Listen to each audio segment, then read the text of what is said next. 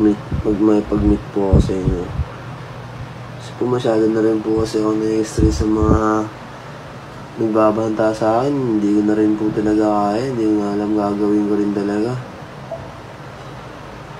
Lagi kong iniisip. Narito pakinggan ang public apology ni Lexter Castro ng San Juan City o mas kilala ngayon sa tawag na Boyd Hila. Hi, hello guys. Medyo na-stress na ako guys. Mga namaba sa akin, mga nagbabanta sa akin guys. Hinahanap ko na si Manong Rider para matapos na yung problema. Wala na yung mga mambabash. Napatawad pala sa'yo, Manong Rider, sa nabasa ako. Ako po humingi ng paumin sa inyo. Gusto po kayo makamit. Humingi ng tawad sa inyo sa personal. Sa nagawa ko. Tawarin niyo po ako.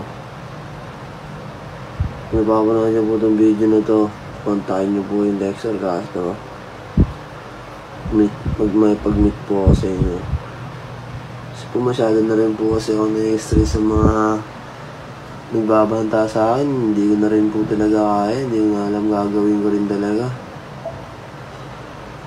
Lagi kong iniisip. Kaya Manong Rider, kung sana po mapanood niyo po ito.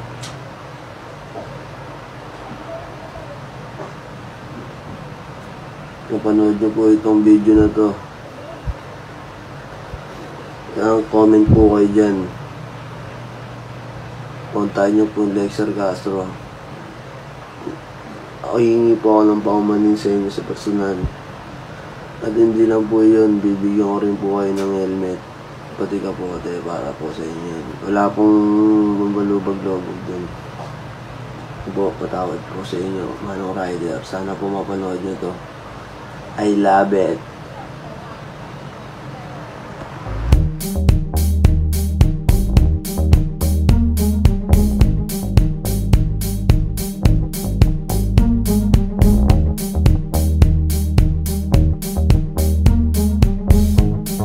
Lamubya, yung sa Grabia, sabihan mo ayaw. Sa unang-una, di ko sinaktan si Manong, binasa ko lang siya.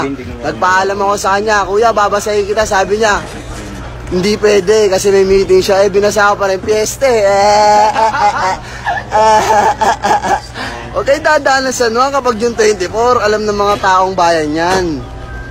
Ito lang, water kang boy na boy po. Ano? Bilaya. Ano? Ayup. Yo, may interviewin tayo. Sikat na sikat dito sa San Juan City. Yeah. Dexter Castro. I love it. Dexter Castro. I love it. Sige, Unang tanong ya. Unang tanong. Okay. Ano masasabi mo kay Parak Clothing na taon-taon daw siyang pumupunta dito para makipiesta? Kung taon-taon siya pumupunta rito. Sige nga, patunayan niya, ba't wala siya noong June 24 doon, di sana binasa ako rin siya. Ako unang-una, huwag mong gagamitin yung mga taga-San Juan para lang dumami views mo ha. Yaman-yaman mo na, taba-taba mo pa, tas yun lang. Ginagamit daw ni Parak Clothing yung mga tambay para yumaman siya. Di ba, G? Kilala naman to siya. May nag-message sa kanya sa account. Ano ko, huwag niya pansinin yan. Nag-send ako ng picture din ang account niya. Ito talaga ako. Tapos nag-send pa ako video. Bago, no? Magpapal ko. Yan! Anong masasabi mo sa mga nagpapanggap na ikaw, ya? Mga nagpapanggap na sa akin, huwag sila maniniwala ron. Ako pa rin, ito pa rin si Boy Dila, Ayun, yan, sabi ni Maris Cabral, ano daw, tawag na ito, nakakulong ka na daw, Wala pa, wala nakakulong.